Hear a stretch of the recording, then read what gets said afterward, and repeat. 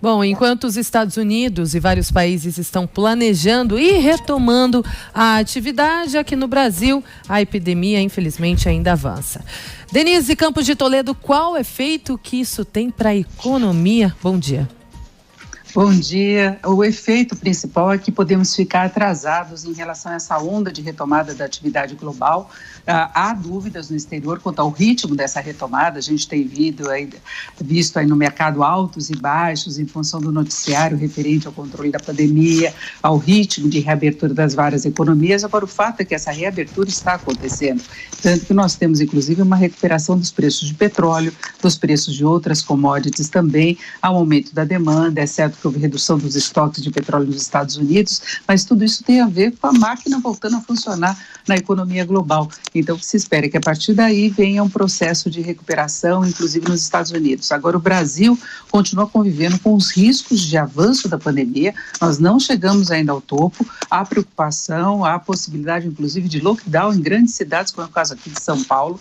O Brasil, assim como os Estados Unidos, acabou entrando atrasado nessa questão do isolamento social, levando com mais seriedade as ameaças que vinham do coronavírus. Então, nós estamos com todo esse processo atrasado. O Brasil não utilizou o exemplo que veio, por exemplo, da Europa, da China, desse avanço, desse risco de avanço muito rápido da pandemia que exigia medidas mais drásticas. A gente ainda fica brigando em relação a estratégias que possam ser adotadas pelos governos estaduais, pelo governo federal. A gente vê todo esse desentendimento. Então, em função disso, nós estamos sentindo um impacto muito forte na economia de toda essa pandemia, impacto que tende a ser mais forte do que se imaginava, tanto que já está ocorrendo uma nova onda de revisão das projeções do PIB para este ano.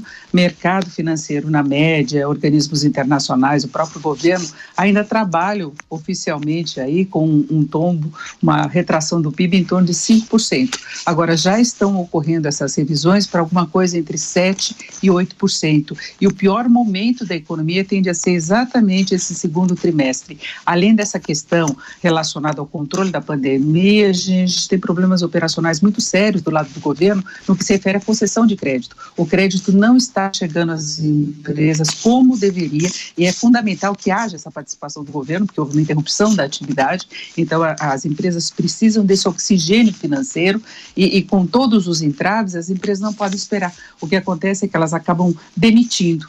Você tem um aumento do desemprego que depois lá na frente vai dificultar mais a retomada da atividade. Então o Brasil convive com todos esses problemas e paralelamente a gente ainda tem a crise política que atrapalha decisões de investimento, a possibilidade de uma atração maior de capital para o Brasil. Estamos vivendo aí a expectativa de divulgação daquele vídeo da reunião ministerial que pode implicar mais a participação do presidente Bolsonaro, toda a história relacionada à Polícia Federal, vazamento de informação. Então é muita informação distorcida e preocupante do lado político que atrapalha a economia, assim como a falta de coordenação no combate mesmo à pandemia. Então o Brasil vive uma situação bastante delicada. Potencialmente a gente pode seguir também para uma retomada de atividade no segundo semestre, mas é preciso que se busque um caminho com maior coerência do que a gente está vendo agora.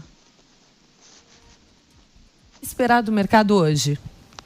Olha, hoje o mercado está dando sinais mais positivos aqui no Brasil, pelo menos no que se refere ao dólar. No exterior a gente tem de novo realização de lucros das bolsas de valores, é um dia de alta, um dia de baixa, os investidores embolsando os ganhos. Há preocupações também no exterior, por exemplo, em relação à situação entre China e Estados Unidos. A gente tem de novo o acerramento aí das ameaças em torno das questões comerciais. Isso preocupa globalmente, mas por outro lado a gente tem essa perspectiva melhor em termos de retomada da atividade. Mas as bolsas no exterior, a maior parte está registrando queda agora. O dólar aqui no Brasil abriu os negócios com uma leve alta e agora vai intensificando a queda.